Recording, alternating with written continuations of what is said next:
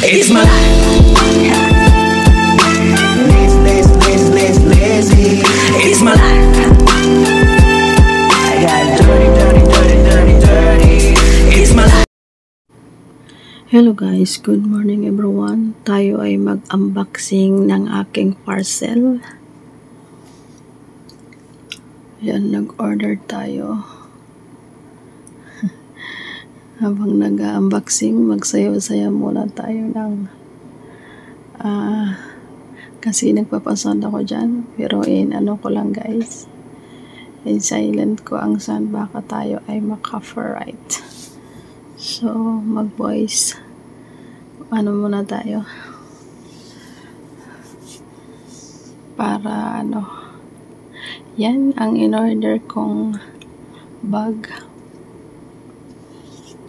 made in Bangkok yan guys. Yan, diba ganda.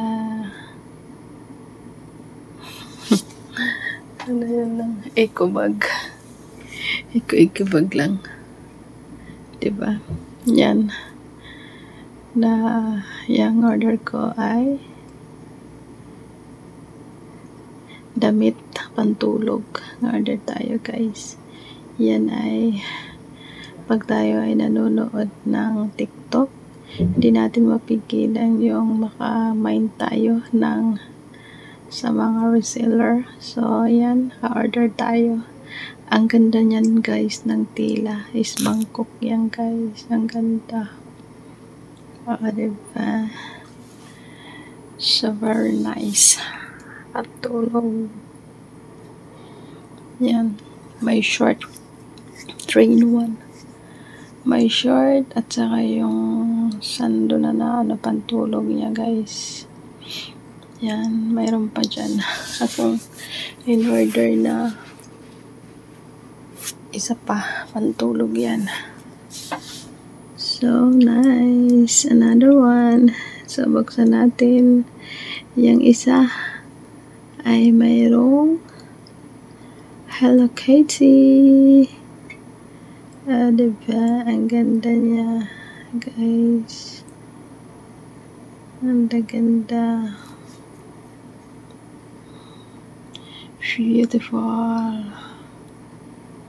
Yan. Diba ang ganda niya guys. Yan pa. Yan.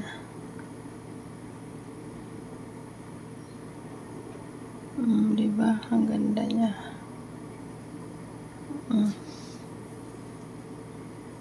Diyan pa. Natin. Diba? Okay. Yan, the other one. Yung damit, ang ganda ng niya guys, tela ng Bangkok. Yan. Nice.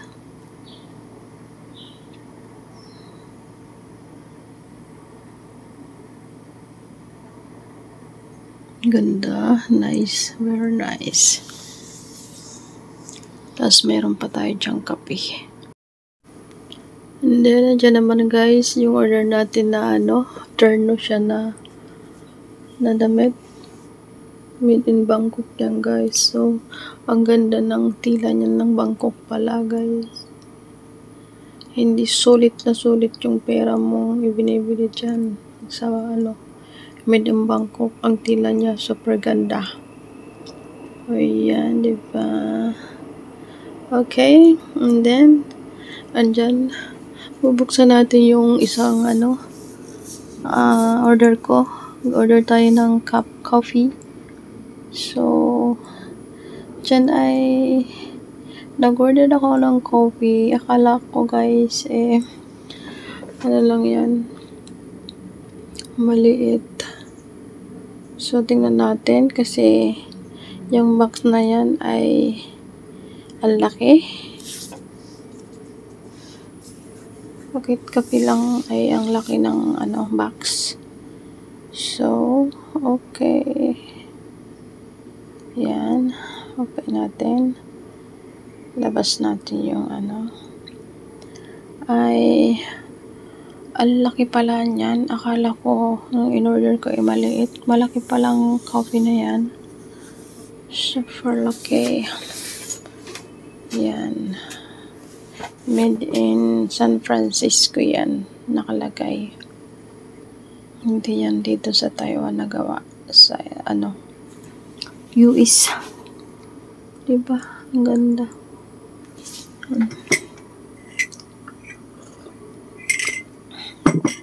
Sarap. Ang sarap ng ang sarap ng lasa niyan guys na coffee. Sulit na sulit yung